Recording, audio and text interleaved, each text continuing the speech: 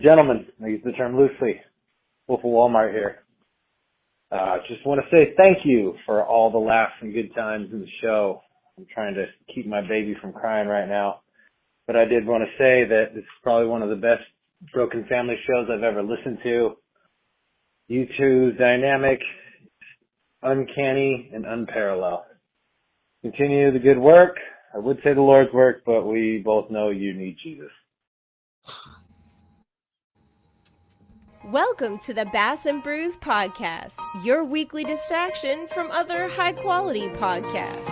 And now, your host, Alex from Swamp Rat Fishing, and the co-hostess with the mostest, the Jabberhammer, Paul Roberts.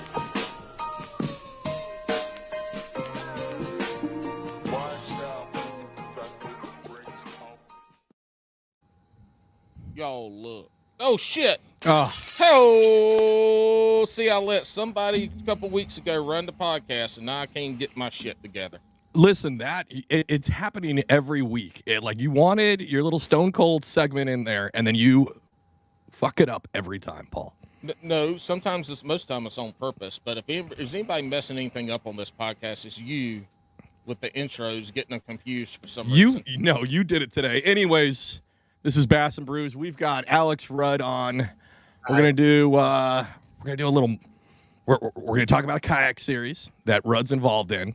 And then we're gonna play a game. If you guys don't know, Alex Rudd, he does a overrated, underrated segment. And at first, I was just gonna steal that and copy it, obviously with Rudd's permission, and have him on and do it. But then Paul found the best way to do a Bass and Brews spin. So we are gonna play Marry, Fuck, Kill, Jabberhammer, Rudd, and myself. But before we get any further, Paul, how are you doing this week? Oh, wait, that's right. Nobody gives a fuck, Paul. Anyways, Rudd, how are you? I'm good. Also, the voicemail at the beginning was amazing. Gentlemen, I use that term loosely. Yeah, shout out Wolf of Wall Street. Not Wolf of Wall Street, Wolf of Walmart. Not only was that an awesome voicemail, but he's also one of our head memers, if you want to come up with that. He's the one that comes up with, between him and Hambone, they have the rudest and funniest memes about me and Paul, and I love every single one of them. He also has a really inappropriate one of Randy Blockett's head on top of a buff Carrot Top, but it's like Carrot Top's pants are a little bit too low, so it's showing that pelvic thing. Yeah, but then it's Randy Blockett's face. It's really disturbing. That's gonna haunt me this evening in my nightmares. Yeah, no, I'm good, buddy. I'm good. It's good to be here. I'm glad to be back. It's always fun to come do your podcast. It's been good around the Rudd household. We've tore up our driveway. We're trying to pour a new one. I've been finally got the new boat rigged up. Been trying to catch fish in a kayak. Just all the normal crap. Just whatever happens, and we're here for it. So that's how it's going. Hey, I know Alex kind of told y'all how this podcast came about, which he texted me that we're going to steal overrated, underrated, have Alex on. I'm like, yeah, that's a good idea. For this podcast, we don't do segments, right? Another podcast do segments. Well, I am a genius. I really am. I've got an IQ in the high 170s.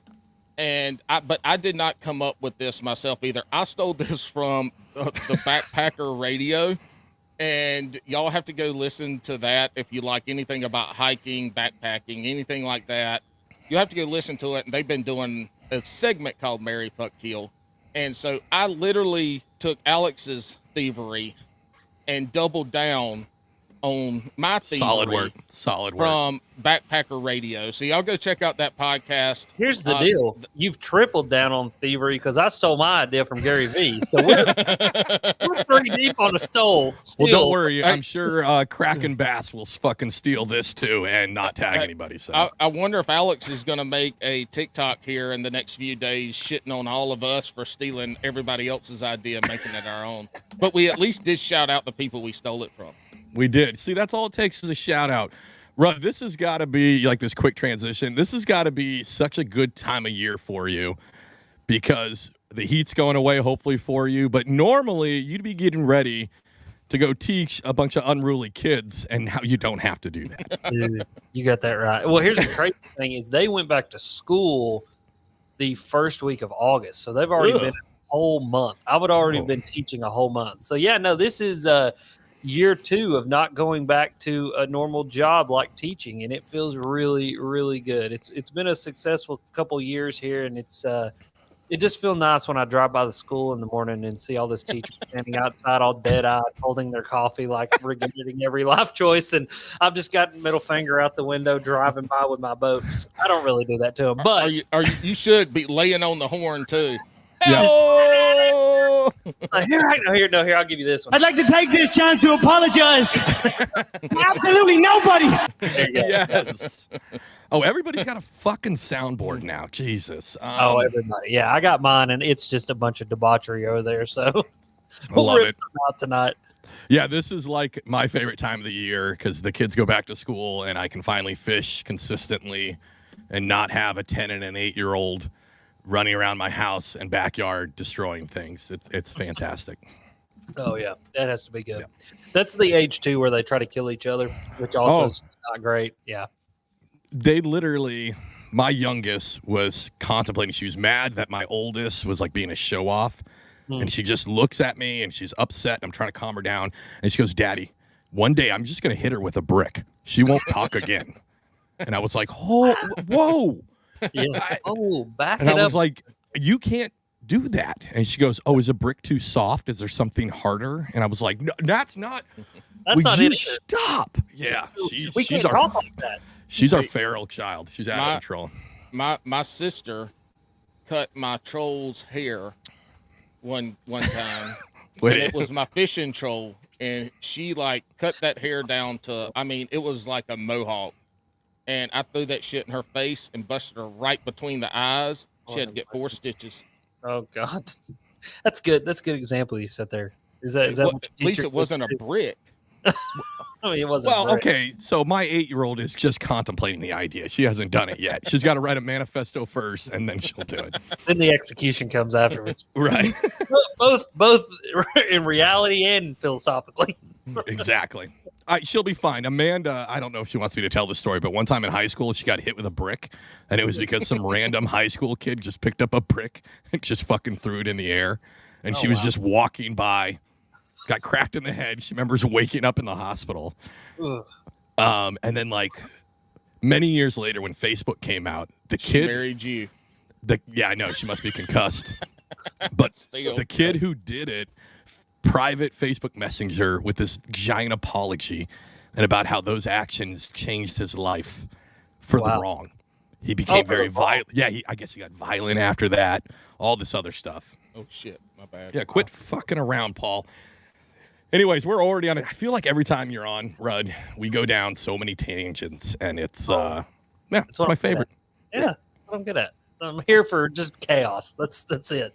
Thank God, an episode I don't have to do anything on. That's like every episode, Paul. You're fucking useless. Except Evan, every other episode that you don't show up to. well, I had stuff to do. Paul's trying to guilt me because I went to my kid's birthday party on her birthday instead of recording. Yeah. On the night that we record, Loser. you have 6 other nights you could have had that birthday party. It was her birthday.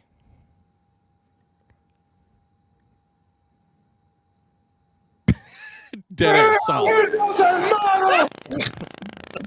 God, he's ripping apart now. All right, tell us about this kayak series so we can Move get on. ourselves canceled afterwards. Oh yeah, so it's the Kayak Adventure Series. Drew Gregory came up with it, and he reached out to me. It's been a while back now, probably about a year ago, and he's kicking around this idea of a kayak series that brings back the essence of what we all got into kayak fishing for, which is the adventure. You know, going to take a kayak where a kayak belongs and turning that into what Drew loves, which is competitive bass fishing. And so you look at all your major kayak tournaments out there now, you know, BASS, Hobie, they've changed the rules to now make it where, you know, there's designated boat ramps. You know, you can't go up creeks so far. You can't portage. You can't do any of those things.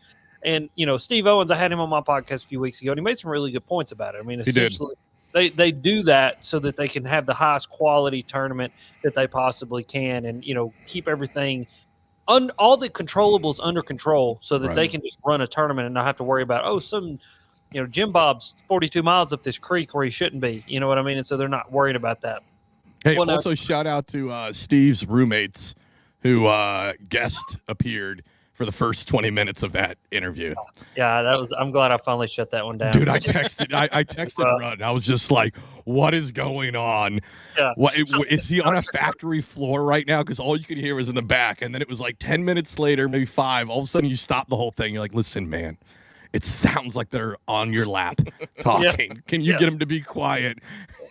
Yeah, that was good. But so Drew started a kayak series, not really in competition to that or even opposition to that. It's just he wanted to open it up to everybody so that some dude who thinks he can beat you in this little bitty creek that he found that runs into this lake has the opportunity to do it, just like the dude who wants to go out there with his spot lock and his Torqeedo and his Newport and live scope and try to beat you has an opportunity all the same.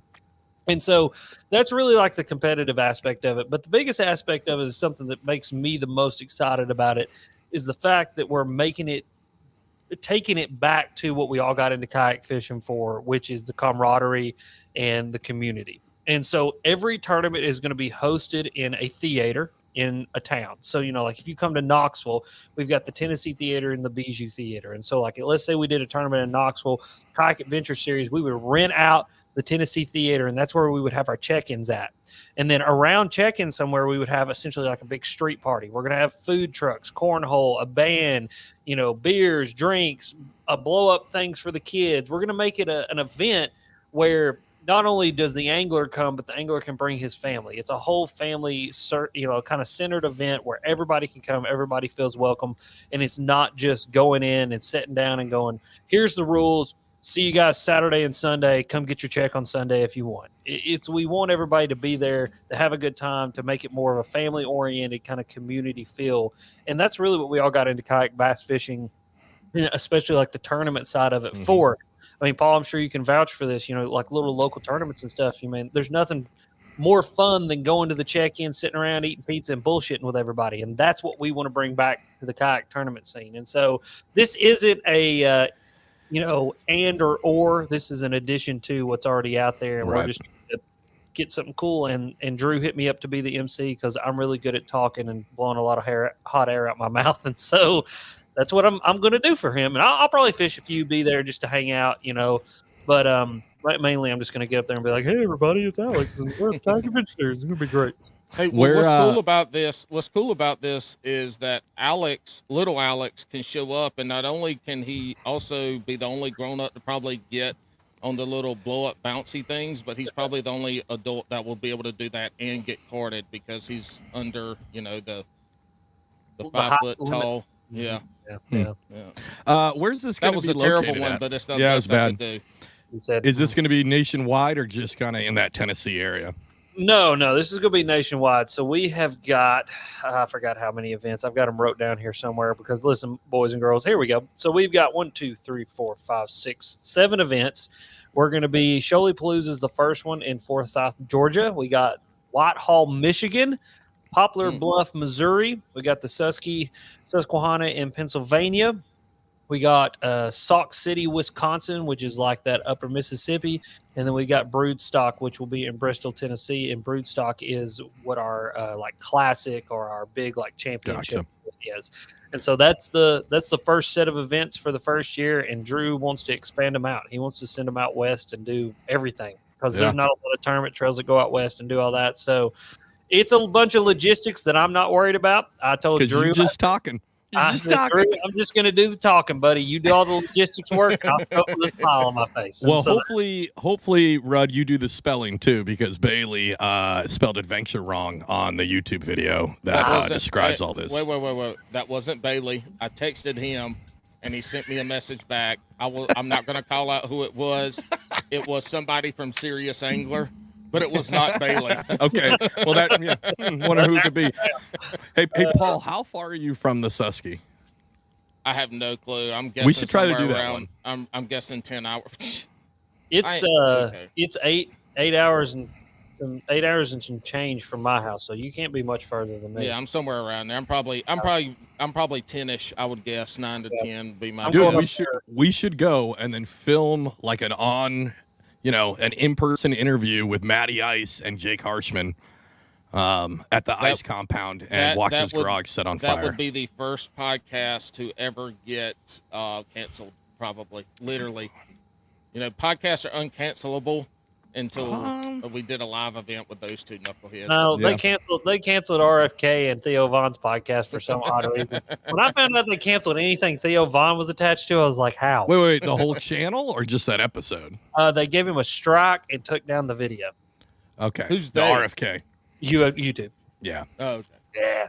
Well, we don't care about YouTube. Yeah, I'm surprised he gets away with what he does on YouTube and still makes money. But as we talked about in the green room, there's some interesting stuff going on YouTube that people are getting paid to do. So, well, everybody just never mind.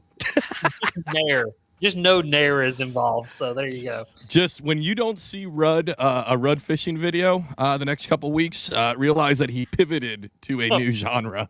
Pivoted hard. 90-degree turn in right on in there. Yeah, so I mean that sounds awesome. That sounds like a tournament I'd actually be down with. The family event, I see that's why Bass and Brews didn't get called to sponsor it or anything like that, which makes sense. But that sounds cool. I don't like tournaments. I think they're fucking stupid. Yeah. But they're not stupid. For me, they're stupid. I don't want to do that. But that sounds like a fun time. Hey, Alex, that's kind of the point, is to get a dude like you who because I'm right on the edge of thinking it's stupid. I really do. Like, there's been some rule changes, some things happen this year that I'm just like, you know what? I'm going to say screw this and not ever do it again. Right. And my buddy John, Creek Fishing Adventures, he's like there. Like, he's like done. You know what I mean? And so, like, me and Drew were talking about it, and we were just like, man, we don't want to lose that. Like, John is a dude that we want involved. We want guys like you involved, Alex. Like, dudes who are like, man, I think this is stupid. But if we can get you there with the fun of the event and show you, like, hey, this is about having a good time. This other thing that, BASS and Hobie, they run a tight ship. Yep. It is a great tournament. It is a smooth process. There's no BS. And that's what they like to do, because I really think what they're trying to do is build a professional tournament, right? Yes. They're trying to build a professional kayak league. If it'll ever happen, I have no idea. I don't think the money's there. I don't think it's going to happen. Anywho, that's not neither here nor there. What we're trying to build is just fun. It's just fun. That's it. Like, we're here to have fun. We're not trying to make it super professional. We're not trying to limit. We're just come, show up, fish. I mean, that's why we've got like the small fish pot. Like, if you can catch the 5 smallest fish, you get a small fish pot. Like, it's just fun crap. You know what I mean? Perfect. Yeah. Hey, tall Alex, what do you have the air conditioner set at your house at? Because you have you're a large, tall fellow with a big old beard, and you're wearing a fucking hoodie. Yeah, bro. No, I keep this thing cold. It's like millennial. It's like 73 during the day because, the air conditioner will just run all day, and I'm not going to pay the electric bill. But not, man. I turned that bad boy down to like 65. Just let her. What? Okay, let her hold run. on. You said 73 during the day, because I don't want it to run all day. Like, we have to put ours at like 77, 76 really? Just to give it a break. Yeah. Really? Nah, see, ours are like 73. It'll literally just like sit there all day. Hey, these southern air conditioners are built different than the that's northern probably air true. conditioners. That's Because probably ours true. is set to 73 during the day too, and it does cut off periodically. Yeah. Holy. Also, the walls in this house, this is a 1963 house, and there's something about the walls. I literally could yell at Bethany through this wall, and she'd be standing on the other side, and it's like, and you're like, I don't know what they put in these walls, but it is some next level insulation, so that probably helps. That sounds a lot. Yeah, that sounds a lot better than I'm still fighting with the roof fiasco. Paul was like, "Hey, go on TikTok Live," and I was like, "I have to clean up painting supplies because we got half of the sheetrocking done because what went from we're just gonna do one area, we just had to sheetrock the whole goddamn room. It sucks. I hate it." Yeah, that's the whole time. But hold up. Yeah. This isn't that the math ain't mathing because you got half the sheetrock done, but you're painting. Bo, you're getting ahead of yourself. You got to finish the sheetrock, sand it, then paint it. I'm correct. I'm just trying to be so the part that's sheetrocked, I'm putting kills on that and getting that all prepped while we finish it tomorrow. Nobody cares about that though. Anyways, I hate this house sometimes. And I just want the super to fix it, and Amanda won't fix it, so I have to do A house isn't a home unless you spend $5,000 or more a year. Yeah, no shit. So the series sounds awesome. I will say, after hearing the details, I'm a little disappointed in one factor. Okay, what's that? So it's called the Kayak Adventure Series. Mm-hmm. So what sparks my mind is that it's going to be a 2-day event, and you're going to make people camp Survivor style on the night in between them, and you're going to put them in the crappiest bogs. It's going to be naked and afraid. Yeah. Just Drew Gregory out there with nothing but a loincloth, flipping cypress trees, you know what I mean?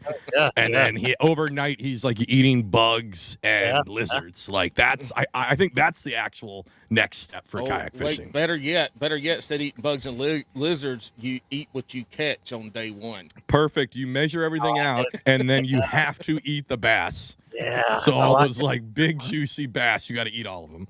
Next little meeting we have, I'm suggesting all of that, and I'm going to just vote, and then I'll be out there as the wild card, and I'll just come out of the trees butt naked, covered in just whatever fishing gear I get away from you, you're out there. I love it. I love it. I think I thought we were going to have more adventure or adventure. But no, it sounds like an awesome series. I think, again, you're targeting the right person then, because, that seems like a blast, something I would actually attend. Yeah, that's what I like to hear. Cool, man. Yeah. Cool. And Paul, we should try to figure this out and do the Susquehanna. We can stay at Matty Ice's or Jake or Josie's, whoever's house. Hey, well, I'll tell you what, I won a tournament this weekend, so I am now a professional kayak angler. So I'm down to take all of your monies. I've won 4 tournaments, Paul. Because it doesn't cost any money. Against yourself or your wife doesn't count. Listen, it costs no money to open up a Tourney X event. Call it the Bass and Brews Invitational.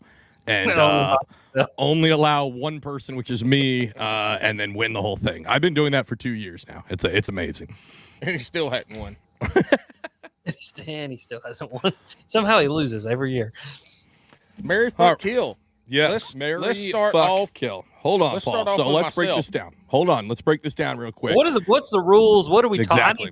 I need a little bit of clarity. All right. So the topics. Alex, okay, go ahead. Thank because you. I don't know how the fuck you're making up the rules of the game that I invented. Anyways, from somebody else. The topics are going to be fishing related, and then a whole lot of not fishing related, because this is Bass and Brews, and we're already 20 minutes into kind of talking about fishing. That's not on brand for us. So I would think, Paul, Mary would be obviously you love whatever that option is. Yes. I would say kill is obvious, you could do without it. The fuck one, though, I think that's the one that you want to mess around with, but you're not going to tell people about it. Kind of Okay. yes. So we have to have 3 things. You have to say 3 things because there's 3 options. But yes, the marry is the one that you want to spend your life with. The kill is the one that has ruined your life and you want nothing to do with.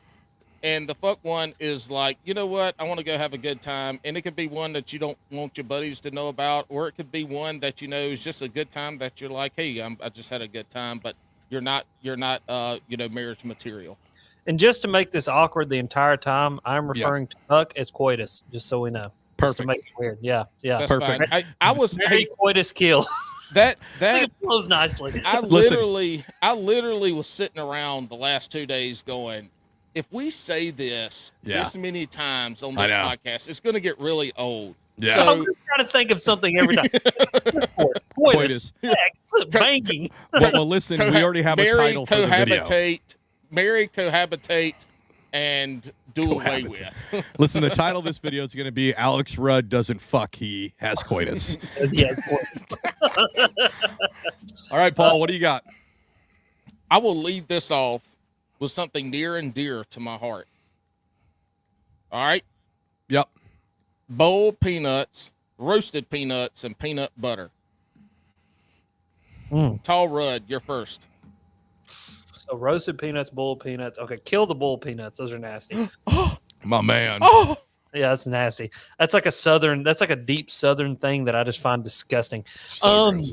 I'm It sorry. is roasted peanuts. No, you're muted. I'm gonna coitus those. Okay. Yeah, I mean, because they're good. It's an every now and again. Like, hey, we got some roasted peanut. I got a bag of peanuts. You want some? Sure, I'll get some peanuts. Yeah. But now peanut butter, you're marrying peanut butter because it's a multi-use tool. You can make desserts. You can make sandwiches. You can eat it by itself. You can rub it all over yourself while you do coitus. I mean, it's just that's the new YouTube channel. Dude, Why does this dog keep jumping on the bed? Because I'm covered in peanut butter. So yeah, that's my answers. I mean, variety is the spice of life, and I believe that peanut butter gives you the variety that you need to be married for a long time to it. I like it. Yeah. Yeah, I'm basically the same. Yeah, the boiled peanuts can go fuck itself. That's gross. It sounds disgusting. I will switch it up. That wasn't an option though. Roasted peanuts is a Mary, and peanut butter. So I live in a house where I'm the only one who's not allergic to peanuts. So it's like a forbidden food a lot of time. And it also gives me an excuse to be like, oh, I have this whole can of roasted peanuts. Can't be in the house. I guess I got to go sit in the yard and drink beer and eat peanuts away from everybody because I don't want to get you guys sick. Oh, darn. Yes, exactly. That's so bad. I'm a do away with peanut butter. I mean roasted peanuts. I'm a have relations with roasted peanuts, and I'm a marry a bowl of peanut. Ugh. Ugh. I just cooked 25 pounds this past weekend. Delicious. I just don't get it, dude. Like I just don't get it. It's like a peanut. I'm not even gonna get in this shit with y'all because y'all eating shitty ass bowl of peanuts. That's the problem that I find. I'm with not most eating people. any boiled. They call them slimy. Look, they crunchy if you cook. Anyway, let's go to the next one. I can't on this or I'm quitting. All right, we'll go a little fishing related. Okay. Paul, bluegill, crappie, or yellow perch? I'm gonna kill yellow perch. I'm gonna marry bluegill, and I'm gonna coitus the hell out of some crappie. The full snort. I'm gonna coitus the hell out of some crappie. Oh God, that's good. They got that big mouth. You're good. It's a little thin. It's a little thin. You gotta be careful. Them perch got too many spikes on them. But them razor blade, when you catch a perch on any kind of lure with a bunch of hooks on, it's like a razor blade with hooks. Yeah, Like they will tear your ass up. They're a danger torpedo. I've never grabbed a hold of one of those things and it didn't try to cut me or poke me. And I mean, I always catch them on a crankbait too. So I boat flip it with like a money badger in its mouth, and it's just like, just get away from me. Oh God! All right, so I'm going to kill the perch, even though they're good. They're good. They're fun, but I mean they're delicious too. They are delicious. I do like eating them, but I'm going to marry the crappie because it is just it's my favorite freshwater fish to eat. I love a crappie. I have fond memories of my papa. He used to catch like hundreds of crappie throughout the year, and then he would do a 300-piece fish fry every year. Oh boy. Yeah. So, and we would eat all of it. So that's why crappie is probably going to be the marry. It's just fond. It's what I love. And then we are going to have we're going to know bluegill in the biblical sense is what we're going to do there because there's you're gonna missionary style the bluegill. I mean, there's nothing better than just sneaking off on a little bluegill fishing mission. And all your buddies are like, "I'm on 10 pounders," and I'm like, "Dude, I'm catching bluegills on a little bitty popper, baby." Like, let's go. I can't put my hand around them. Yeah, that's it, dude. That's it. So yeah, that's what I'm going with. Hey, a 5-finger bluegill on an ultralight rod is much fun. Just as fun as catching an 8-pounder on some bass gear. My dad always used to say, if a bluegill had a bigger mouth, that's all we'd fish for. Like dead serious. I mean, dude, if seriously think about a bluegill, the aggressiveness of a bluegill with just the mouth the size of a perch that got 2 or 3 pounds, dude, that's all you fish for. You go flip reeds and stuff and catch them on creature baits, dude. It'd be so much fun. I'm gonna kill the bluegill, and my only reason is I only want to catch bluegill like you said, like big fat dish plate, and I don't have a lot of those here. But I do have a lot of yellow perch, so I'm going to consummate with the yellow perch. But on the caveat is I only want big girls. I want those yellow perches where their gut is 5 times as big as their head, like those big fatties. Yes. And then I'm marrying crappie. You know, the first swim jig fish I ever caught was a 1.5 pound crappie who annihilated one of those gorilla swim jigs. That's hilarious. Right, with a full Kitech on the back, like That's a hilarious. big ass. Yeah, and he annihilated. I love crappie fishing. Anybody who knows me, like that's. I always bring an ultralight specifically for that, so I can, just like when bass fishing slows down, I'm like, okay, I guess I'm just gonna throw this stupid thing out and listen to a book on my phone, like an audio book, and just catch fish for the next 4 hours solid. Like, it's great. I love it. You know what's funny is I have caught. There was a day I was on Chick, and I caught like 5 or 6 huge, like 1.5-pounders. One was almost 2 pounds. I mean, the freaking thing was just a freak of nature. All of them on a jackhammer, like jackhammer with a full size. I mean, you just be, I mean, and you're like, whack, and he comes skipping across the top of the water. And you're like, what are you doing here? What are you doing? Why are you trying to eat this? That's my favorite too, when they get so big that as soon as they break the water, and then they're just like, I'm done. Yeah, I'm done. They just lay on their side. You got to water ski them in. It's got to be the most like demasculating thing for a male crappie to get flipped over and water skied in front of all of his girlfriends down below. Yeah, like he has to go down there and be like, "Listen, I could have fucked him up, but I chose peace today. I didn't choose violence." Pick your fight. What in the fight today, boys? Paul, you got another one? It's Rudd's turn, ain't it? Oh, all right. I've come unprepared with anything. Okay, I got something ready. Yep. All right, I got it. Push buttons, bait casters, or spinning reels. Oh, yeah. Oh. Little Alex, go first. Fuck, I don't like that name. It's the only way we could distinguish against the Alexes. All right, I'm gonna marry baitcasters because that's all I really throw. I'm going to kill spinning rods. I just don't like fishing with a spinning rod unless it's like an ultralight for crappie. But if I was more financially secure, I'd just do the BFS stuff and then just do that. But I'm going to do the deed with push button. Because it's fun as shit, but you gotta like hide it. Because if anybody sees you with like a fully loaded kayak, and you pull out like a little push button dock demon, with the pistol grip, with the one hand pistol grip, yeah, it has to be the pistol grip. Has to have that, but they're gonna make fun of you. But it's fun as shit. I also feel like I just have more fun fishing. Again, nobody can see me do it, but I'll definitely make like gun sounds, like pew pew pew pew pew pew pew. It is so much fun. It's always the reels are kind of cheap anyway, right? And so it makes that sound when you reel them. It's like you hit them and it's yep. Yeah, and also even that hook set, it's because it's like one-handed because it's so small.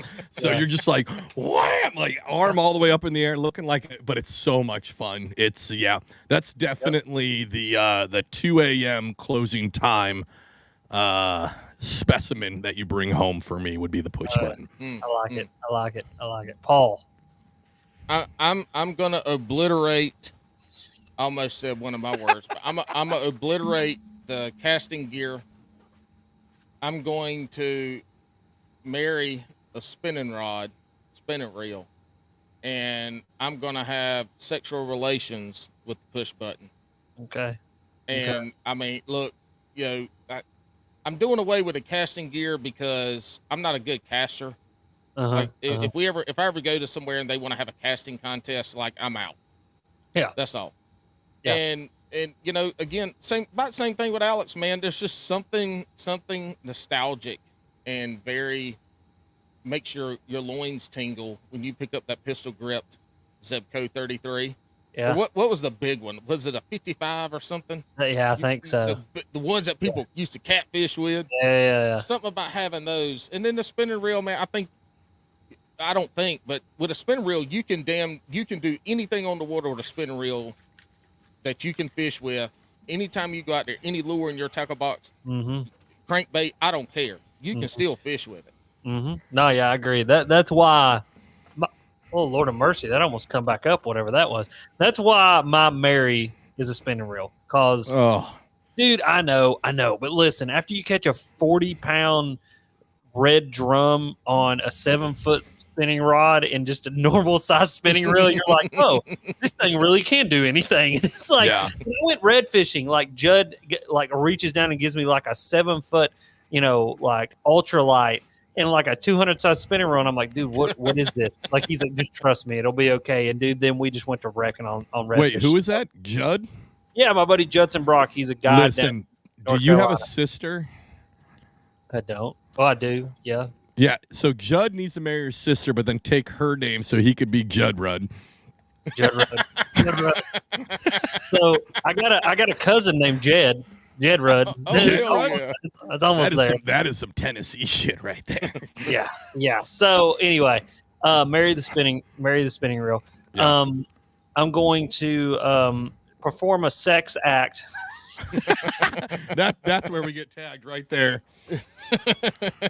Alex Rudd performs sex acts on Bass and Brews. How many analogies can we do the rest of this podcast? I got a list pulled up. So He's got a list pulled up. I'm going to perform a sex act upon the bait caster. Because dude, I do my bait casters dirty. I beat them up. I tear them up. I jerk the back walls out of them. I broke handles off of them. You're just meeting to them a little bit. You know what I mean? It's one of those around. And then I'm going to kill the push button. I'm going to kill the push button. Wait, did Rudd just admit to hate fucking bass or bait casters? I'm done with this podcast. I knew this was a bad idea when I came on here. I knew this was a bad idea because I knew the things that would come out of my mouth. Listen, I'm gonna pull back the veil. We gave up the offer. Rudd texted back in 45 seconds flat and just said yes. Yes. Like he was yes, this is it. We're doing this. That is the one that I need to be involved with right there. This is where I'm really gonna push my career. That is my borderline. That is my borderline to lose everything that I have. Let's do it. Wonderful. This is going so swell. I'm about to throw a curveball. We're going to step away from fishing for one quick second. All right. Y'all ready? Mm-hmm. Vaseline, KY, and Astroglide. I can't even with this one because here's the deal. I've never used Astroglide or KY, so I have no opinion on this one. I'm going to let you two boys just go at this one, and I'm going to sit back and enjoy myself while I read this very important text message, Scott. All right. I'm going to go with Kill Astroglide. It's overpriced. You're just buying a brand. We're going to marry KY. It's an industry standard. Shout out to KY, Johnson & Johnson, if you want to sponsor this show. Oh, my God. Bass and Brews brought to you by KY. We'll get you lubricated real quick. Another episode of Bass and Brews podcast brought to you by KY Jelly. If you want to slip on in like a wet winter's, Peter, then come on down to KY Jelly on Bass and Brews podcast. This is the Bass and Brews podcast filming from the KY Splash Zone.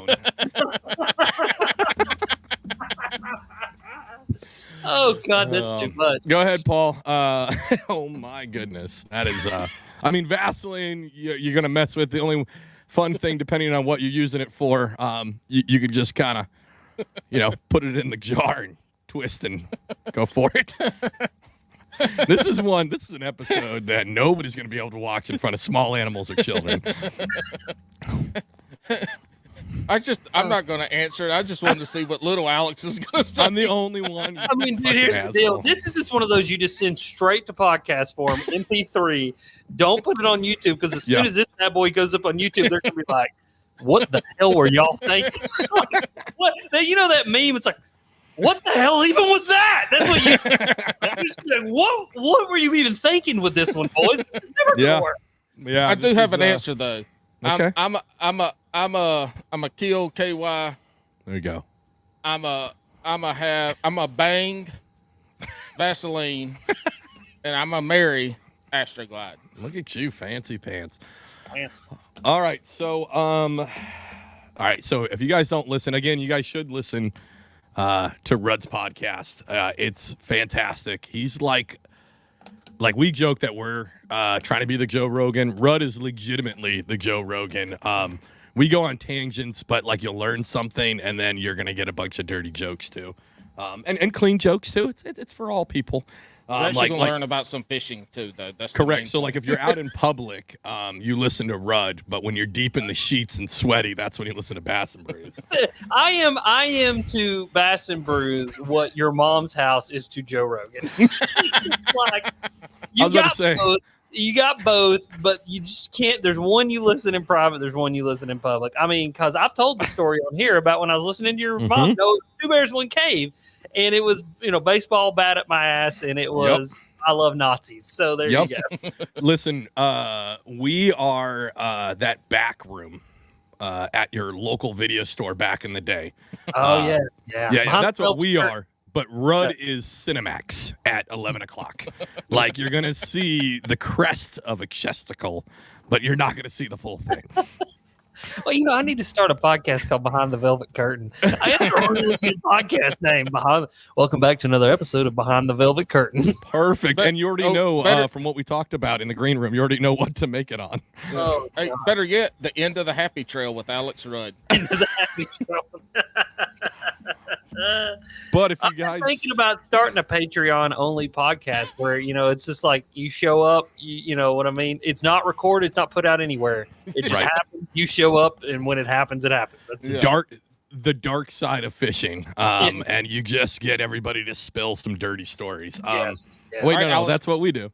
Little Alex, quit putting it off, and let's get to your thing. I'm not. Let's so go. if you guys listen to his podcast, Rudd talks, especially lately, you've been talking a lot about aliens and shit. So, yeah, this one's for you. Rudd, you're going to go first. Mary. No, just name the three, and then he. Okay. Aliens, Jesus. Bigfoot, or Loch Ness. Ooh. Oh, that's easy. Kill Loch Ness. It's boring.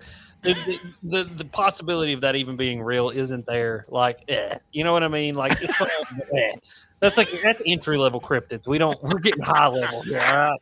Oh my God! Look at you, gatekeep cryptids. Yeah, I'm gonna keep the crap out of it. If you like Loch Ness, you're a loser. Somebody make that a shirt. I need a meme of Rudd's face on Loch Ness with the words, "If you like Loch Ness, you're a loser." Yeah, you're a loser. Marry Bigfoot, because there's just the depth of Bigfoot, right? The lifelong relationship that you could build with the idea of Bigfoot being real is just. Or even if they're real, I saw Harry and the Hendersons. He could be my childhood friend. Interrupting him, little Alex. Oh, really? Really? Paul, Here. you're going to talk to me about interrupting? You interrupt everybody. My wife asked if I've seen the dog bowl. I said I never knew he did. Oh, that's such a good one. All right. And then I am going to take Behind the Woodshed. Like that is the synonym for that. We're going with it. We're going to do that with the aliens because, man, they're fun, but they're crazy. And they are. And now that the government's in on it, I don't know who to believe anymore. So it scares me. So it's fun. It's scary, but it is also kind of, like all at the same time, I have some fear of it. And it's just, it is what it is. So I can't, like, aliens. Okay, so one, Bigfoot. It's not your turn. I know it's not my turn, but Bigfoot's the GOAT, right? But aliens, when I was a kid, I saw the movie Fire in the Sky. And I saw it at my grandfather's house. And then the next day we went fishing, and it was a camping trip.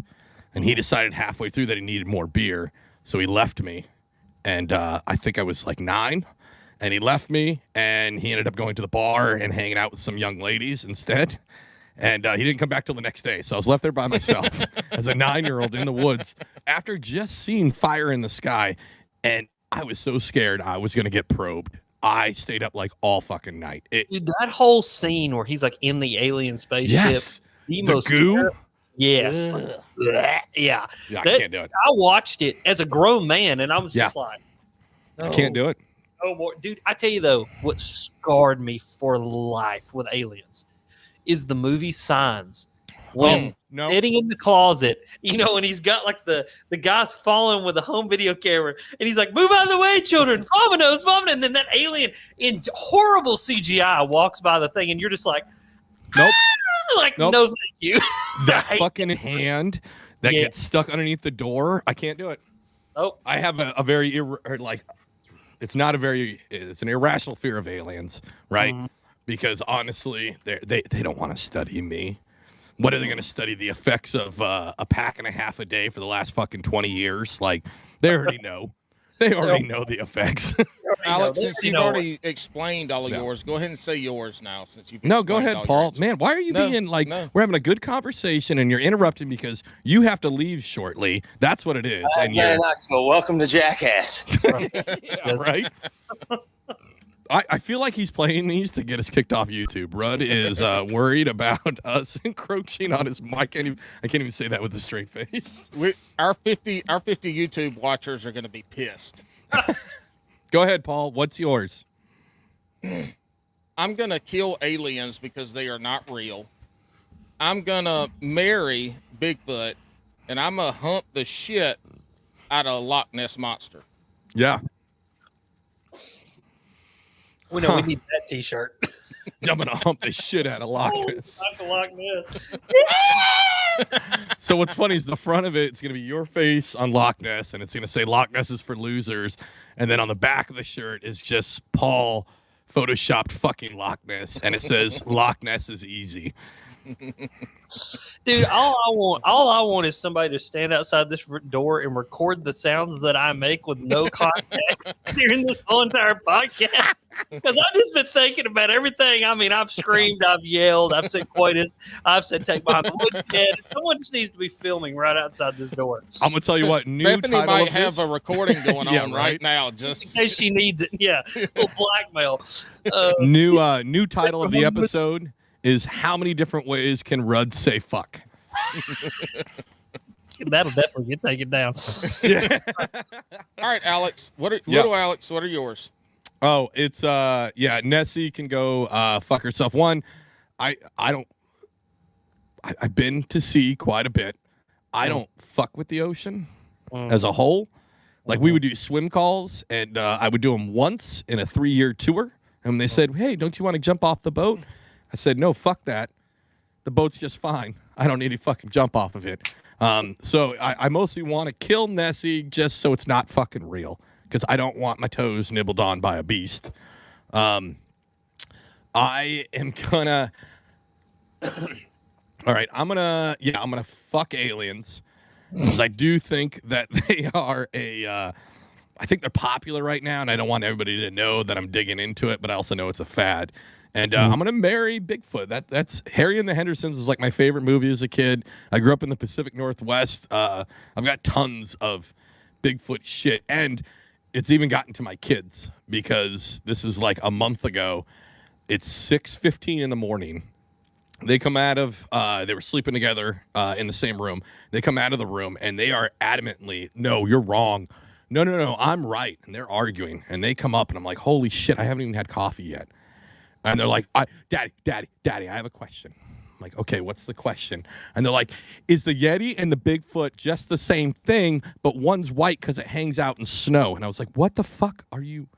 They had woken up. They said they woke up at 4:30 and were talking and arguing about this for 45 minutes before they decided to come out and get parental opinion on it. So, Listen, I used to have a kid that I taught. He had 2 buck front teeth. And he used to talk like this, real redneck, whistle because his teeth were butt. He comes walking up to me one day. He goes, so in forever, I couldn't get this kid to read. Like he didn't want to read anything. Well, then I found out he liked Bigfoot. So I got him some Bigfoot books. Love them. Read Bigfoot. Yeah. Well, he would be sitting and it would be like nice and quiet in the room. Everybody would be working. As the kids got done, I would let them read their book, whatever, teacher stuff. And we're sitting in this nice quiet room. And he pokes his head up and goes, "Mr. Rudd, did you know that the Bigfoot Museum is located in Washington State?" And I said, "I didn't." He goes, "Can we go there on a field trip?" And I was like, "Buddy, that's probably a little far away." I don't think the bus will take you all the way. Yeah, I was like, "I don't think the bus will take you." He goes, "But one day, right, we can go." And I was like, "Well, maybe one day you can go." But I was like, "I don't know if we'll all go, but that sounds really fun, buddy." Hey, yeah. That's a sign of a good teacher, too, is that you have a kid that doesn't want to read and can like shuts down from that. And you find what he likes and gets him to open up by giving him something that intrigues him and interests him. Yep. Like this is way off topic from the MFK, but seriously, like too many teachers would just brush him off and never have anything to do with him and just hope that he don't act a fool in class so they have to do something to him. Yeah. Oh yeah, dude. I mean, mad props there, Hoss. I appreciate it, buddy. Yeah, that kid was one of my little projects. He was an awesome dude. He was hilarious. I'll never forget another quick story. He's standing in the back of the classroom one day, and he goes, "Damn it to hell, leave me alone," to this other kid. I go, "Get up here." And he's like, "What?" Like, "What, Mr. Rudd?" I said, "Dude, you cannot say that." He goes, "What did I say?" I said, "You said the D word." He looks at me with a straight face and goes, "Mr. Rudd, I did not say dick."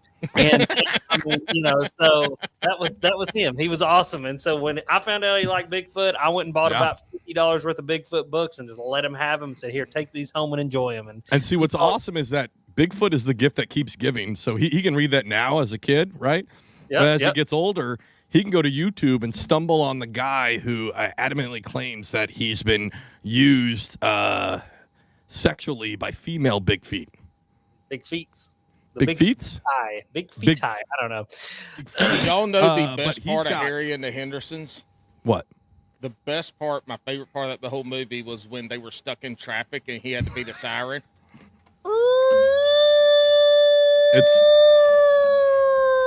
I don't know the last time you guys watched that movie. I watched it last weekend, and it was like my kids love it.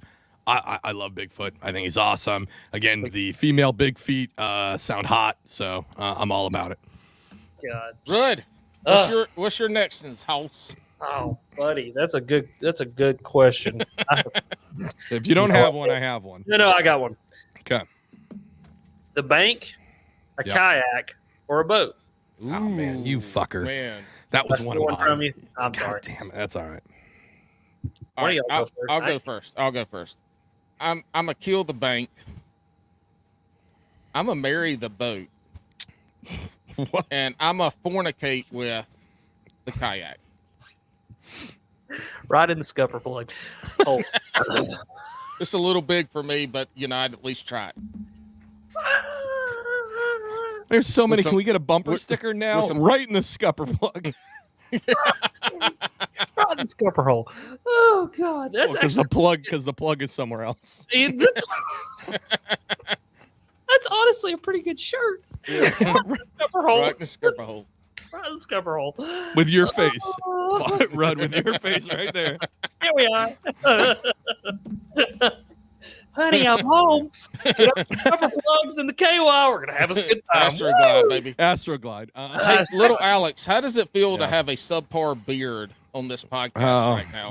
I think I know. And you know what? Yeah, you're right. It's not as good. It's getting there, right? I got look at that. Like there's the chin. I got a little there, but I can't do the. Yeah. I can't do the sides because I actually just trimmed it because we had date night last night, right? But I looked like super Amish, like it was like just poofing out like this, and I don't, yeah. Hey, so we're gonna keep it like this. You trimmed the wrong part of your beard for date night, buddy. Just FYI. What do you mean? Details. Well, like if you're gonna shave anything, you need to have mutton chops, so everything in between the chops are clean and untickly. Listen, speaking of the Amish, there's a guy on YouTube that you need to go watch. His name is Peter Santinello. Is this the one that you told me about earlier? Or is this something different? This is something different. Okay. I'll see you that later. I'll see you that crap. Peter Santinello, he has done all kinds of series with the Amish, with the Hasidic Jews in New York. He did a series on Appalachia, a series on the border. Dude, his series on the border will change your entire perception of the border. It is the most fascinating thing I've ever seen. You need to go check them out. It's really good. Okay. This What's is his name again? Peter Santanello. Hey, this episode is sponsored by Peter Santanello and KY. Listen, it's date night. Get her lubed up and watch some interesting docuseries about the border, because nothing says love by a tragic human emergency. Yeah. Oh my God! Illegal aliens, both from this planet and not. KY Jelly, making your summer plug ready to rock. Make aliens American again. I'm gonna kill the boat. I'm gonna fuck the pond, and I'm going to marry the kayak. Hold on. Well, you're gonna fornicate with what? That wasn't a. You were the worst bank. motherfucker that have ever been on this podcast. That's not true. You said I did an episode with you. Yeah, everybody knew what I meant. Everybody knew what I meant. I didn't. I have no idea. Okay. The boat's too expensive. There's too much work. It's like too much extra. It's great to ride on somebody else's boat, but to own a boat, I want no business of that. And I like messing around. Hey, man, so I'm going to marry the boat because I have been in a boat my whole entire life. I love my boat. I went out and got in my boat today, and the wind was blowing 20 miles an hour straight down the channel, and I very leisurely just bibbity-bopped up right through there with my trolling motor and caught fish. If I was in my kayak, I would be a miserable mess and would be cussing everybody and my brother. I'm going to lay pop on the kayak. Lay plop.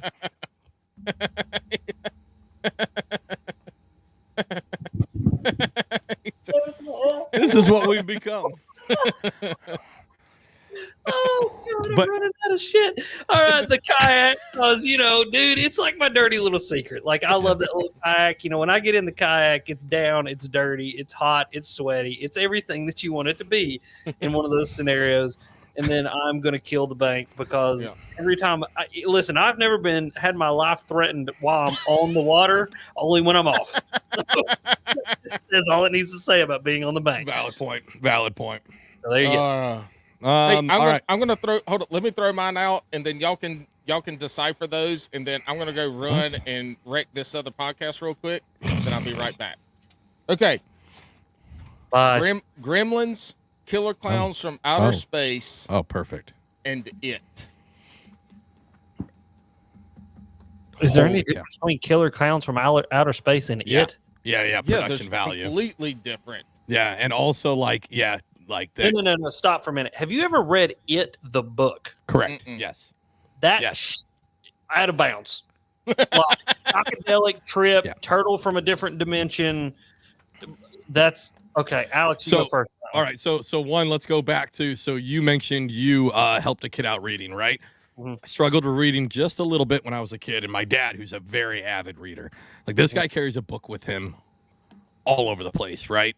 And they're not just like a little paperback. Like he'll carry giant books, and Stephen King was his jam. Mm-hmm. So as a kid, to get me into reading, the first book he gave me was Cujo, and that's a smaller Stephen King. Cujo. Yeah, and I was I think like first grade. So I read Cujo, and I got through it, and he said, great. And then he gave me It. Again, like first grade. Not appropriate at all. I love that Paul is doing this with his camera still on. Yeah, like we're just sitting here like nothing's happening. We're just having a conversation. He's not involved. So I'm gonna say I'm gonna kill the Space Clowns. So Space Clowns is good. Killer Clowns from Space is good for a B movie, right? Like a Toxic Avenger style. Sci-Fi Channel, like yeah. It's good. I'm going to stand by It. I'm going to stand by both versions. The miniseries that came out in the mid to late 90s and the new movies. I can't watch all the new movies at night because they scare the fuck out of me because I'm a 39-year-old baby. And then I am going to, go, do a little tickle of Susie Rottencrotch with Gremlins, because Gremlins is the best. Like, also, and if I remember right, Gremlins is the one where, oh shit, I might be thinking of a different movie. Where's the one where they were going to take your pee-pee, like they came out of the toilet? I have Was no that idea. Gremlins? Gremlins is where if you feed them after midnight or give them water, they turn into- Mogwai. Okay, yeah. So there was one, and it's not Gremlins. I think we talked about it on the show before, but I had a fear of sitting on the toilet because in it, like, some dude's dick gets ripped off. Yeah. Ugh, that's rough. All right. Space killer space aliens. Yeah. Can I just kill them all? Can I just shoot them all? You don't with do a horror shotgun? movies? Listen, dude. Here's the deal. I don't care if I will watch a horror movie. They don't scare me. Okay, Right. I don't get scared by that crap. It's haha funny, monsters, whatever. The crap that gets me though, like I Am Legend, that movie freaks me out. The one with Freak Will Smith? Yes, dude. What are you worried he's going to slap you at a streamy award ceremony? You know that part when he goes in the building and all the things are standing in the circle and they're Yeah, breathing hard, and he's like in there and he's like trying to do the light and he's like shivering in the dog and dude, that like me and my dad both. My dad would even like when we saw that movie, we were both like sweating because it's like there's something about that like suffocating darkness. You know what I mean? That like freaks me out. Is it fear or is it anxiety? I think it's anxiety more than it's fear because it is very hard to scare me. Like even if you came like screaming bloody murder, like they're here to get us, I would be like, who's here and how do I kill them? Like it's not like you scare, but like you will ramp me up a little bit. Like it's like that anxiety goes, okay, what do I got to deal with here? Like what am I about to get myself into? And like that kind of movie just sets me right on the edge. You know what I mean? I can't do them. Normally I can't do them. My wife loves, and some of them are campy, right? Yeah. The best thing is actually like a lot of horror movies now are really slow. Like they're this like slow build, which is great because that means I can sit on my phone, drink some bourbon and fall asleep before the end and not even see what happens, right? Because I don't really give a shit. Yeah. The anxiety ones though, and I'll take it even a step further. There's a show out called The Bear, right? Have you seen this? I've not, no. All right, so it's got, did you ever see Shameless? Yeah. All right, so it's got Lip, the character Lip. That actor is in this, and it's about working in a kitchen, and it's very like it's like a it's got what's his name in it, the YouTube guy, oh hell, go on with your story. You talking about the big chef guy? Yeah. What is Matty Matheson? Yeah. There you go. Yep. So he's in it. So that show, and it makes me anxious. It makes me anxious because it's always like one bad thing after another, and it's like ramping up the stress and the stakes that are involved. That will throw me into a tizzy more than The Exorcist, right? I think The Exorcist is great. I think uncensored Exorcist. A preview for the new one. I was sitting in the movie theater and the preview got done, and I was like, no, thank you. Like really? I was like, dude, that does freak me out. Demons freak me out. Like, that gets me. And it's not even fear. It's just like, cause like, you never know, right? So Amandy, my wife, she hates The Exorcist.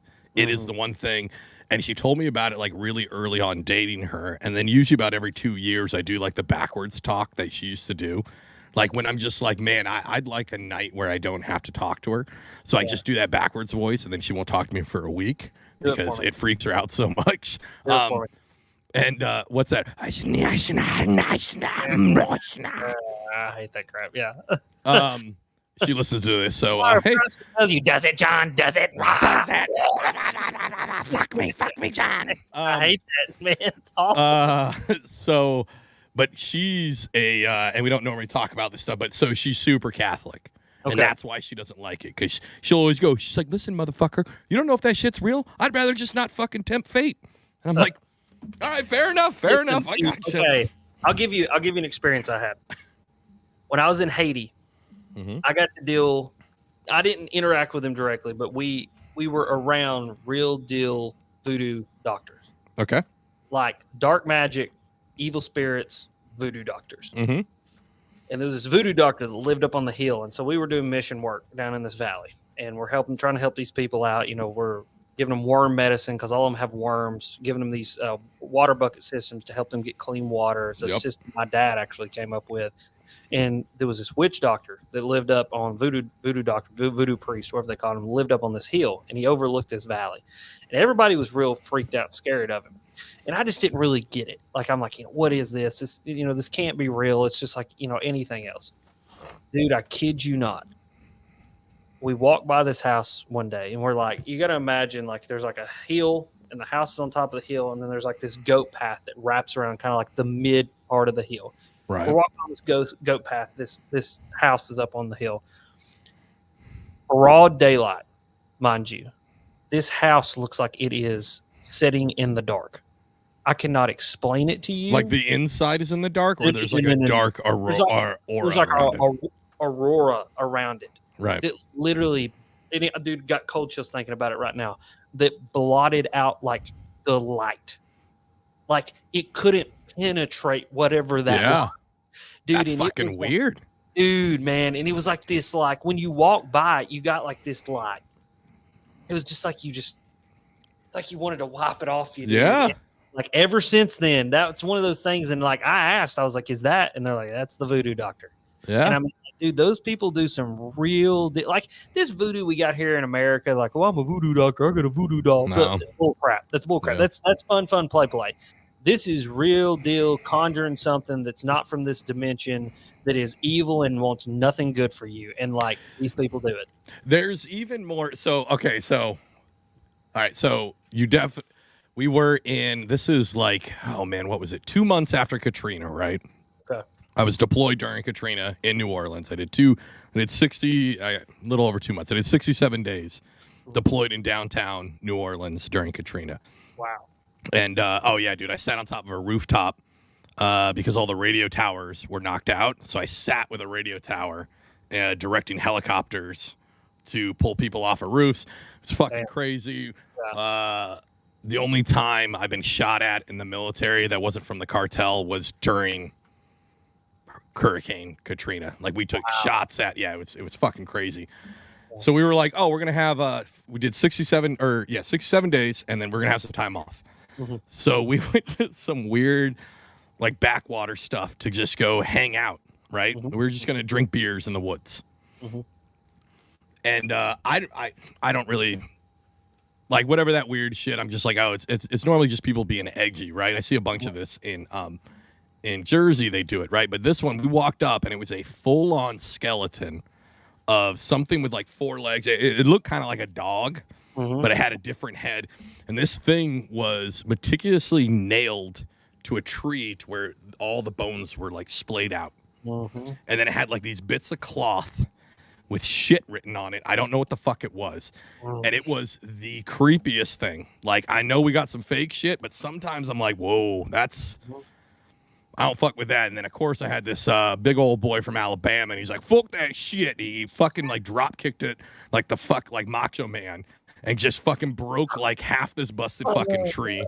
And his response was, he was like, Jesus got me. I'm good. Let's get some beer. And Alex, that was the end of that. Alex, the F-bombs are unbelievable. Like, we specifically have been saying fornicate and bang and trying I don't give a you're fuck. just You making were up gone. with. Yeah. Specifically like the ocean. Specifically. Yeah. You know, one Just of my add a favorite LY. movies is The Specific Rim. You know, it's where they go looking for just I love that movie. So good. Specific. The Specific Rim. It's a spin-off of Fast and the Furious. We got family in the Specific Rim. Do the Pacific Rim, though. It's a damn good movie, too. Actually, all right, so Pacific Rim is fucking good as shit. Like, Dude, it's so good. That is like... The first time I ever saw it, I walked out of the movie theater so satisfied with the whole thing. I was just it's like, perfect. perfect. It's great. Like it's Giant everything. robots, solid. The robots fight. They're not trying to fuck these robots. They're not trying to get inside its mind. Instead, they're just like, I'm gonna take this giant robot. And I'm gonna fight a fucking monster. It's great. It's awesome. And it's got what's his name, Idris Elba in it. Yeah, Perfect. and he's just badass. Like he's just general all around badass. Yes. Yeah. My only problem is when he talks in his native tongue, which would be English, right? Like UK English. Yeah. The Queen's English. Yeah, it throws me off because I see him from The Wire. And every time when he's on Luther, I don't know if you've ever seen that. He's amazing in that. But, it's on Netflix. You guys should check it out. It's like a crime drama. It's awesome. But I just think of him as, Bell from The Wire. That's how I see him. Stringer Bell. Stringer Bell. Yep. Yeah, I've not been on Netflix in a while. I did one episode of The Swamp, whatever the The Florida. Tim Tebow story. Yeah. Tim Tebow freaks me out like he always does in his weird monotone voice. He's just like, we were just trying to play football the best we could. And I'm just like, why do you talk like that, buddy? Like, what is the deal with that? And he's got like sounds 20, like Eric Cartman. dude. He's got like 26-inch arms. He looks like a house setting there. Yeah. He's like, I can bench press 500 pounds, and I'll break you over my knee like Bane broke Batman. And I love football. Like, what are you doing? But then now I'm on Star Wars again because Ahsoka's out on. I'm a Star Wars nerd. Oh, is that how you're supposed to say that? Ahsoka? Yeah. Okay. Yeah, I didn't know. Yeah. So Ahsoka's out. I'm loving it. It's kind of old school vibey Star Wars. I dig it. So that's where I'm at right now. I just want to see Rosario Dawson do the dance from Clerks 2 on top of the roof, dressed up as that alien. That's all I want to see. So What did I miss? What? What were we talking about? We were talking about we were aliens, and we got on scary movies, and the scary movies developed into witch doctory and voodoo, and then witch doctory and voodoo somehow got around to Ahsoka, or the girl Star who plays Wars. Ahsoka dancing to a song. All right. Yes. This has been okay, so let's go fishing related. But it's gonna be controversial. And I promise, Rudd, I will not just clip this with no context and put it on TikTok. Bo, the most hate this man has ever got came from this shitty ass podcast. Yeah. Lord mercy. Rip me a new one, son. But my job, favorite Alex. about that whole thing, though, they were just like, "This is bullshit. They're fucking pros. I'm gonna be a pro one day." Like they were basically. Let's just go. Like go siding out. with you. We Would don't you need stop? to relive it. Would We you don't need stop, to Paul? relive it. Would you stop, Paul? still We just stand by what relieved I your said. first ever episode, and people love it. So shut up, Paul. Anyways, KVD, Mike Iaconelli, or Jacoby Weebler. Ooh, Who is Jacoby Weebler? Jacob That's- Wheeler. Don't that's listen Jacob to this. Wheeler. I like to call him Jacoby Weebler. I was like, who is Jacoby Weebler? I don't know that guy. It's Jacob's third cousin from the holler. Listen, Jacob Wheeler is now no longer anything but Jacoby Wheeler. Weebler. Weebler. Yeah, it's got to be Jacoby Weebler. Jacoby Weebler. All right, who you picking, Rudd? Oh. Rudd's trying to think about all his sponsors, and he's like, "Damn, which ones are aligned with who?" Because I can't get in trouble. Oh, Iaconelli. Iaconelli's with Berkeley. I love Iaconelli. I love Iaconelli. Is so awesome. Here's the deal, dude. I can just not even joke about having any sort of relations with another grown man. Kill two of them and marry another one. Yeah. I mean, okay. I'll kill Iaconelli and Wheeler, and I'll marry KVD just for a lifelong. He's not sodomizing anybody. He's going straight. He's killing two, but Yeah. he's marrying the goat. Yeah, I'm marrying the goat because he's the goat. That's what you do. All right, I'm going to do away with Weebler. I'm going to let me see. I'm going to procreate with my man KBD, and I'm marrying Ike. Oh God! Never give up. Can you imagine Ike in the sack? And she's like, "Sweetie, it's been a while. I'm tired." And he's like, "Stop! Never give up. Just keep pushing. Never give up." Dude, listen, I got a story about Mike Iaconelli, and I'll let you go. So I'm on Douglas Lake. Yeah. This is no joke.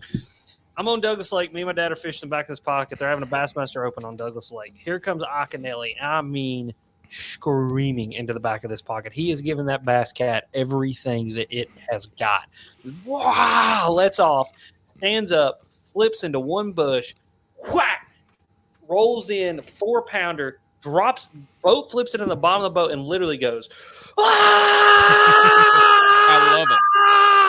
I love it. grabs the fish, looks at me and Dad and goes, yeah! Throws the fish in the live well and sits back down, and he is gone. And I was I like, love it. listen, I don't get high on pro fishermen. I know most of these dudes. They're humans just like we are. That day I was subtle flex right there. there it is. They're humans. But that day I was like, that may have been one of the coolest damn things I've ever seen in my entire life. Just to see that man, see the man himself go Ike. You know what I mean? It's pretty cool. So. I mean, I'm definitely. I mean, we know my feelings on Mike and Iaconelli, so he's in the kill category. Jacoby, though. Listen, Mike is a really good dude. I love him. I'm sure he is. Yeah. That dude does a shitload for the fishing industry, for the Churins, man. He does. But dude.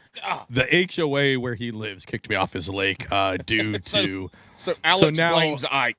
Yep. So this is why he was scared of me. This is why I'll never drive a Toyota, ever fish a raffle. Nope, won't do it. Listen, I was it was my second week doing YouTube, and he was threatened by me, and he had me kicked off his lake. So next time I see him, I'm gonna be like, "So you ever listen to Bass and Bruce podcast?" Listen. We've had. Didn't you have somebody connected with him, Paul? Yeah, we had Brian the Carpenter on. Yeah.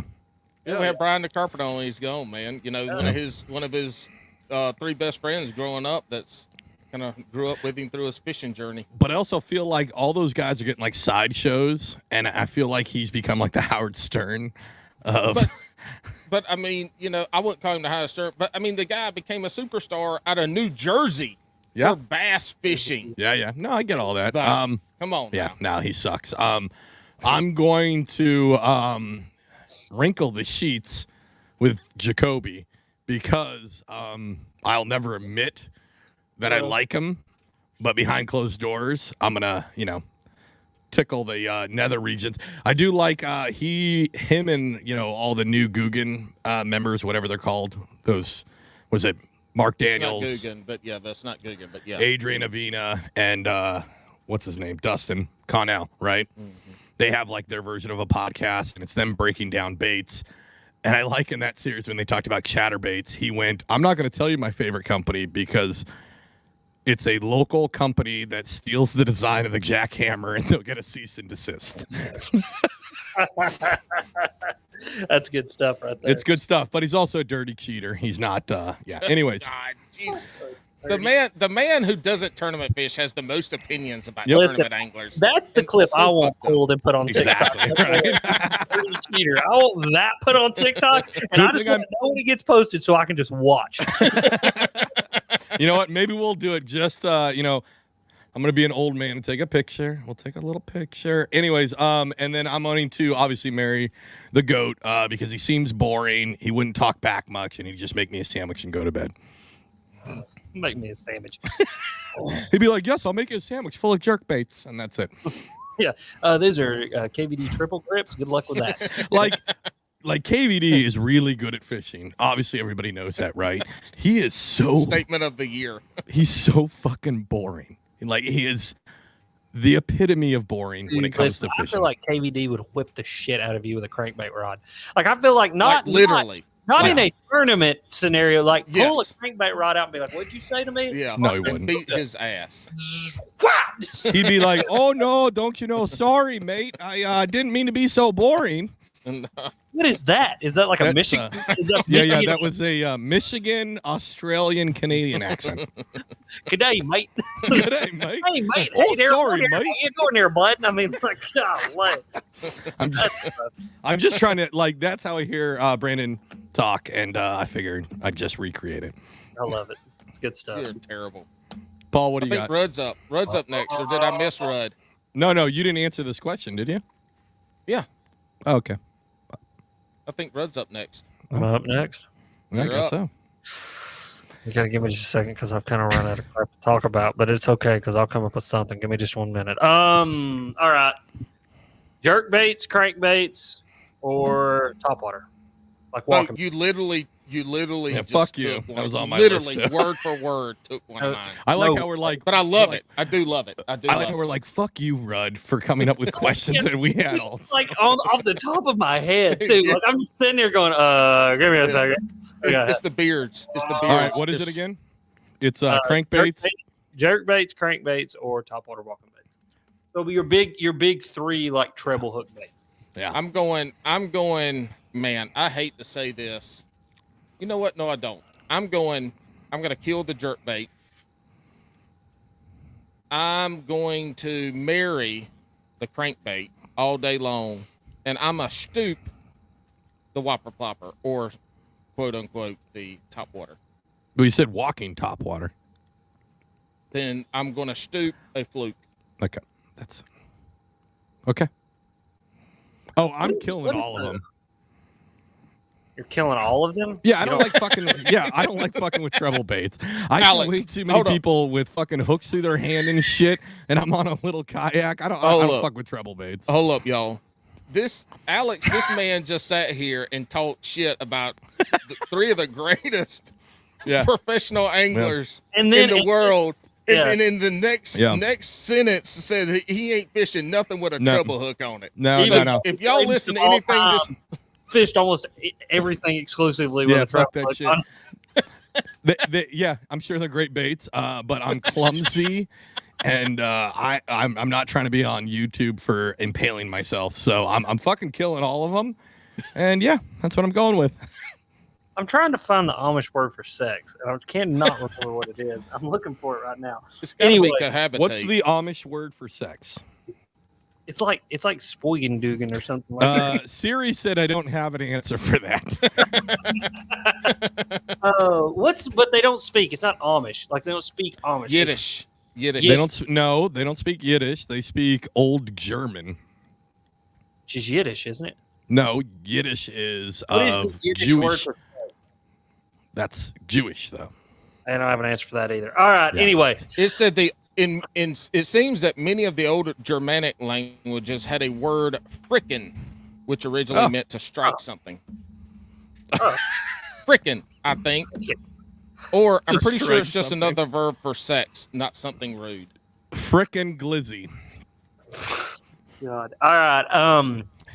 I am going to marry the crankbait because I've caught more fish on a crankbait in my life than anything else. I mean, like my first fish I ever caught by myself was on a crankbait, and the last fish I'll probably ever catch will be on a crankbait. That was oddly enough the last fish my dad caught was on a crankbait. I'm going to frickin' I'm gonna frickin' that jerkbait because there's nothing. When Rudd's on Rumspringer, he's fricking the hell out of jerk baits. He's jerking a whole lot of baits. Yeah, I'm jerking a whole lot of baits. My jerk bait box says "jerk me, baby," so that just tells you the kind of relationship that I have with those little demons.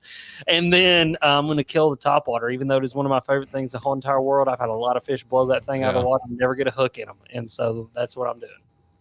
I've had the worst topwater fishing year of my life this year. Really? Like I usually. I don't catch a lot of numbers, but I throw the big spook, the spook junior, or the super spook. And man, this year I have not gotten the bites on the spook junior. Both of them. The spook junior. Spook and spook junior. But yeah, it's been terrible top water. Terrible top water. Thing go to hell. Thing go straight to hell. Go straight to hell. All right. Since I'm the content creator guy, whatever. YouTube, TikTok, or Instagram? Ooh. Okay. Ruddy, you're up first. As the actual resident expert here, that's you, Rudd. It's not Alex. It's not me. Well, I got to dance with who brought me, so I'm going to marry YouTube. As a cranky of a bitch as she is, she's just in the long run, I think she's going to be the one to stick with. She's paying the bills. Yeah, she's paying the bills. I'm going to bump uglies with Instagram because she's just, she's there. She's eye candy. You know what I mean? Something up there. She'll give you at any one point. She'll give you 100 likes, or you'll get 100,000 views on a short. There's just no telling what you're going to get with her. And then I'm going to kill TikTok because that damn near is the most useless platform I've ever seen. I hate it. You just dude. alienated yourselves with like all of our listeners. Yeah. I participate in TikTok as far as being a consumer. I got 100,000 followers on TikTok from 2 videos that I can never repeat again because how many times can you? Oh no, seriously! And now I can't post anything that gets over like 800 views because I cannot recreate the kayak video. I mean, I can only post it so many times before it's I literally could probably post that shit right now and it would have like 200,000 views before we were done. Do it. He's doing it right now. Yeah. Let's see it happen. Hey, tag us in it. Tall Alex, little Alex tried to do that with his putting the pedals in a few months ago, and it got like 20 views. Oh, no, it didn't. It's the motored kayak. There's something about it. No, it didn't. No, that one actually popped off. We got 20,000 views on that. It's I did the same thing with the pedal version. I got 20,000 K off that, or not 20,000, 20K. Hey, 20K. I cranked up my truck and got 500,000. You did, yeah. I love TikTok. I think the TikTok Wild is. West. Yes, It I is. love That it. shit's somewhere else. I'm a Mary TikTok. I'm a kill Instagram. Yep. And I'm a boink YouTube. Yep. Boink the tubes.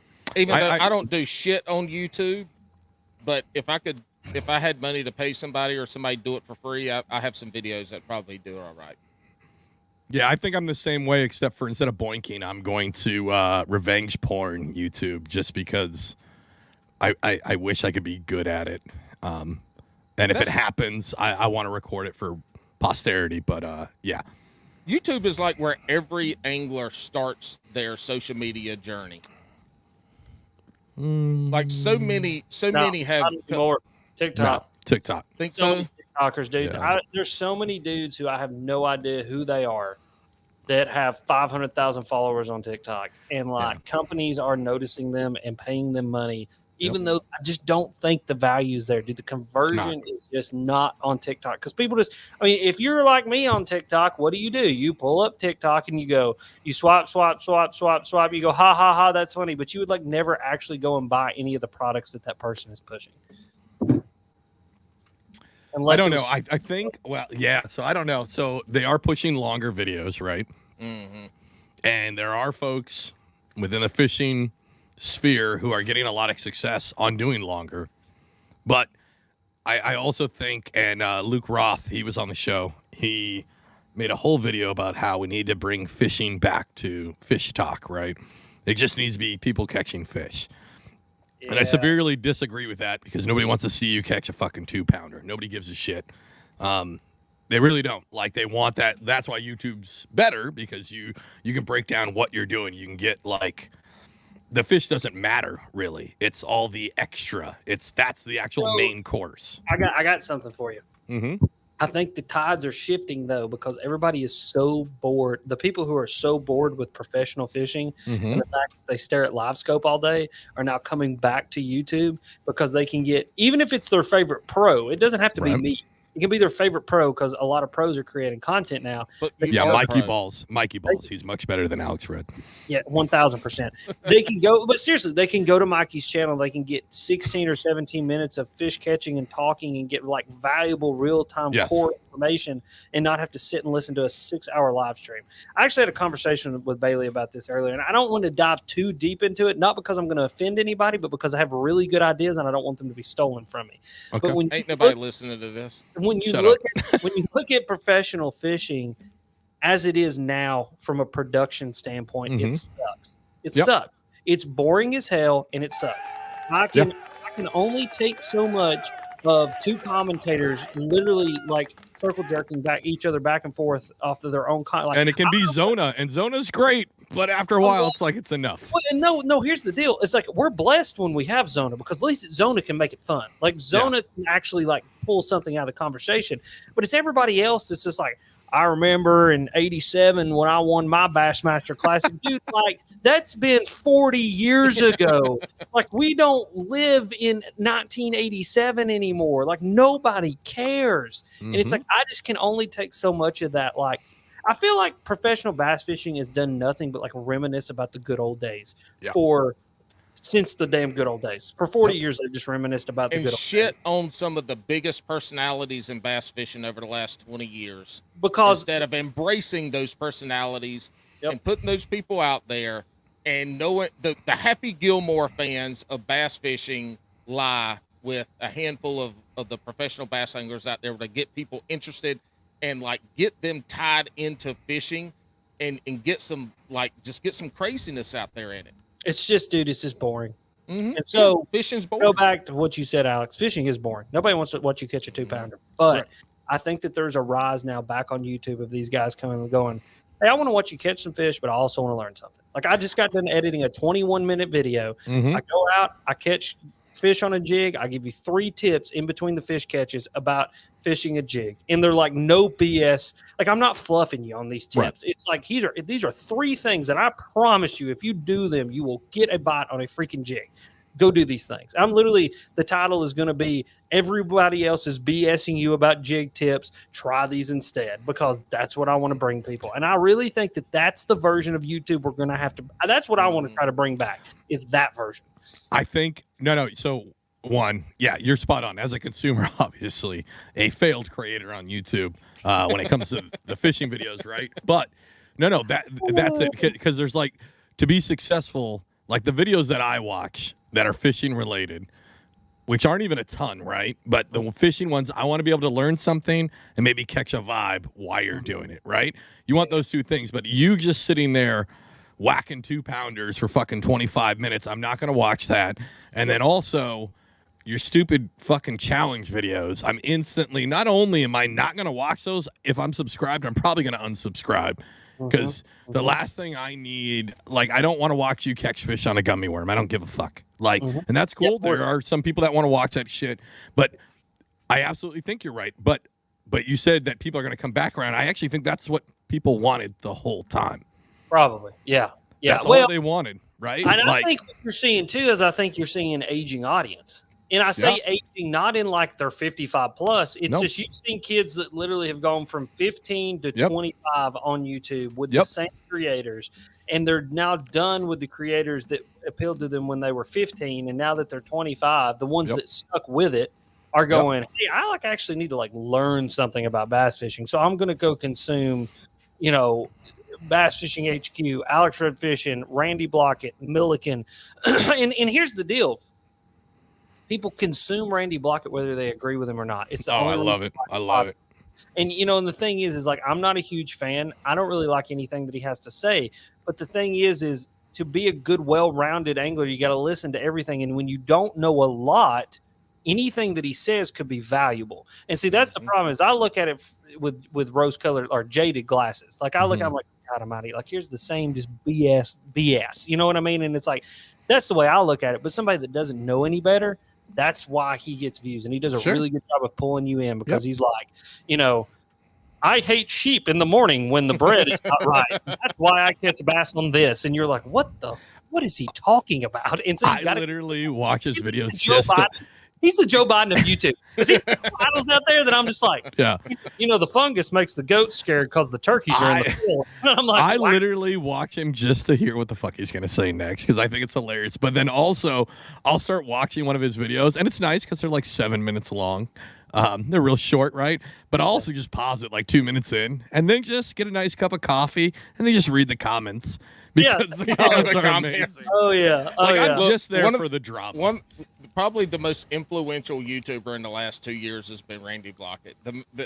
I just out of nowhere, the guy from the early 90s brought in the craziest shit. The only time I ever go on YouTube anymore is to do research at a body of water during the time of year that I'm going, that I haven't fished or haven't fished a lot of, and or it's a technique. Another thing. The hyper specificity of YouTube is out of control now. You can go so hyperly specific for what you're wanting to look for. That's what I told John, Creek Fishing Adventures, the other day.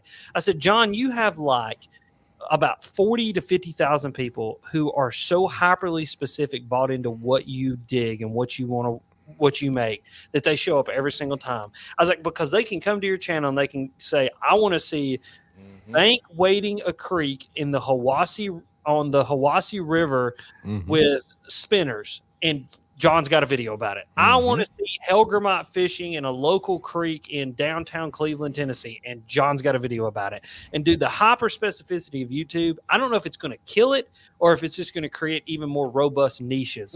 And I think that's the thing, is you just got to figure out your robust niche and you got to roll with it.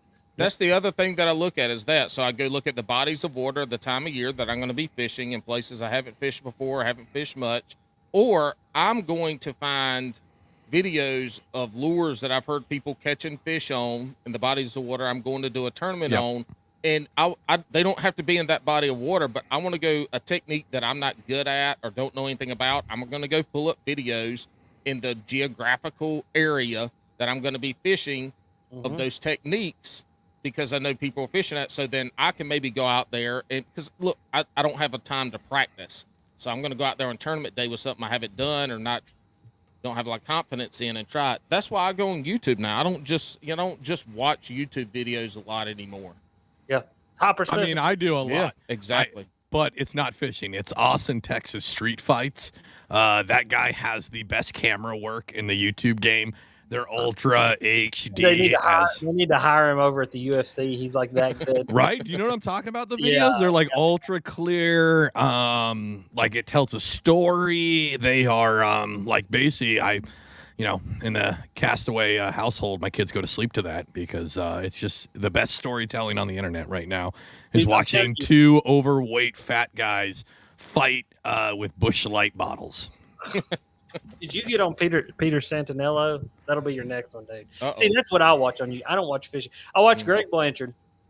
Other than that, I literally watch like Peter Santinello. There's this hiking dude that I watch.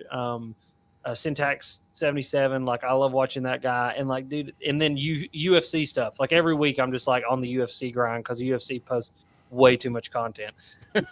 Oh, I know this guy. This Peter. Yeah, I've seen his Appalachian ones. I'm actually subscribed to him. Yeah, This Appalachia, stop. Whatever. Little Alex I'm not Appalachia. fucking from there. Cool. I know. Hey, that's why I'm correcting Listen, I got a turtle head poking cotton. I don't. How long we want to go here? Because I got a little rumbly. We at least got an hour to an hour and a half left. Yeah. Listen, it ain't gonna last an hour and a half. If you want it up my back, then we're gonna last an hour and a half. But Well, we don't have to answer this, but this is how crazy it is. Is one of my things was wet wipes, Kleenex, or toilet paper. Okay, well then I'm gonna that'll go. be the last one. That'll be Mary the last wet one. wipes. Mary wet wipes. Screw the toilet paper and kill Kleenexes because them things you just poke your finger straight to them and get all over your finger. I get a chocolate sucker. Oh God! I think this is this has got to go up there for our most ridiculous episode. I think it's in the by far. yeah, And it was a planned ridiculous episode. So I mean, it was planned, but honestly, I did not. One, I knew the level of our unprofessionalism, Paul. I didn't realize we were going to get that from Rudd in this episode. he did take it up a notch. Hey, listen, I kept it pretty well together though. I mean, because I can get worse. You all know. You get me in the green room, I can let a couple rip. I mean, so this is but I feel like I don't know if we have any people who actually just listen to your show and somehow they came to us. They're going to be fucking shocked on your dirty mind. Again, the title of the episode. How many? Because I said I was a slut for fall last week, so. Hey, we did. This was very educational though, because people did get a lot of synonyms for the word fuck tonight. Yep. Again, I got to figure out the right way to put it, but I think it's Alex. How many different ways can Alex Rudd say fuck? And we'll see how that rolls. Probably not. This was awesome. This was a good ass time. I had fun doing a whole segment for a whole show. Yeah, I had a great time. I enjoyed it. I appreciate. I think this is our first ever planned episode. So thank you so much for coming on. You're welcome. You're welcome. Listen. Hey, yeah. No. Go ahead. What? No. Yeah. I love you guys. Yeah. Don't make any stupid choices. I'm going to have you on my podcast again soon. I'm booked out all the way until October. But you just said don't make any stupid choices, and then you said you're going to bring us on. I know all the fishing pros, and I'm booked out till October. Actually, I don't have a single pro coming on. That's the best part. I don't like doing pros. I don't like doing pros. I don't like interviewing because I want to have a conversation about them, and they're like, oh, Skylark wants to talk about me and not just. You know who you should have on? Darren. How do you say his last name? Paul. Schwinkback. You should have him on. Darren Schwinkback. My wife asked if I've seen the dog bowl. Whoa. I didn't mean to do that. Darren Schwinkback was on one of our episodes. He is from New York. He fished in the elites when it first started in the early 2000s. He fished the Hobie down in at Santee and camped, and Bailey introduced me to him. And he's the elite that broke his boat and got the ESPN boat for the second day and broke it and left it floating down the Niagara River. Did it go to the falls? To come in, no, it didn't go to the falls. But he left it like floating down fish. and showed up on somebody else's boat with 12 pounds and like, where's the ESPN boat? He's like, this is my livelihood. 12 pounds. Yeah. Wow. Dude, you gotta go listen to that episode. That dude was great though. Yeah, you need to have him on. He was fucking phenomenal. I love it. Well, awesome. listen, boys. I'm going to go exercise this demon out of my stomach. Y'all, it's been great. I will give you this before I leave. Do you want green, or light blue, or dark blue? Light blue, baby. Carolina blue. Green. That's what you get.